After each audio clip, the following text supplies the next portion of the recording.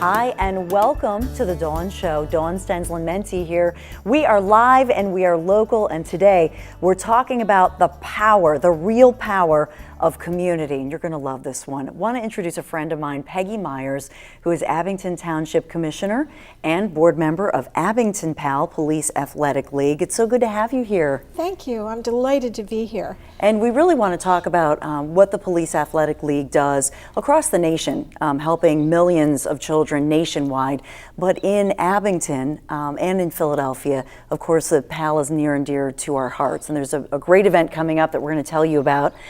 So we'll tell you about that October 8th. It's a fun, like, Halloween theme.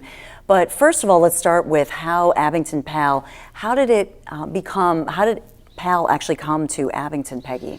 Well, we have a wonderful police chief, William Kelly, and about 12 years ago, he really saw the need for an organization to help with the children at those formative ages between 11 and 18.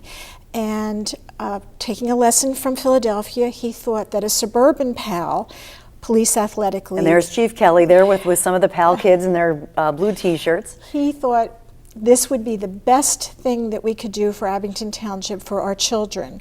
So he started PAL, visiting community members, and through community development, we started a PAL organization for our children in Abington Township from ages 11 to 18. Every Friday and Saturday night, we have the program. And I love this program because it involves, obviously, community volunteers and the police get involved. But, you know, as I always say to you, after doing so many decades of news and talking about kids in trouble and kids in crisis, this is an idea and a solution-based idea that says, hey, kids, we love you and you're good kids and we want to make sure you stay good kids. And so it gives kids an outlet, really a protective outlet. Absolutely. And having a place to go every Friday and Saturday night for children of this age is very important. It's important for them to be able to be with their friends, enjoy activities with their friends, but at the same time be supervised and with some mentorship also involved. It also makes a nice close relationship between the children of this age and our police department and individual police officers. And relationships begin and mentorships begin. And the police aren't the bad guys who are coming to get you. They're actually the good guys. They're your friends. They're the great guys. Yes. And another great guy in the picture you just saw a minute ago was Lou Klein. And he certainly is someone who has been, the wind beneath the wings of this organization. Absolutely. Lou Klein was one of the first people that Chief Kelly went to because the chief knew of Lou's involvement with Philadelphia PAL, and he thought, what better person to go to and help us get started?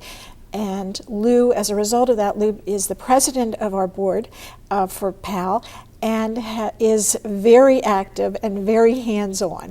Yes, indeed, and he loves every minute of it. Yes, he does. So we want to talk about the event because it's coming up in less than a month. So it's Tuesday, October 8th.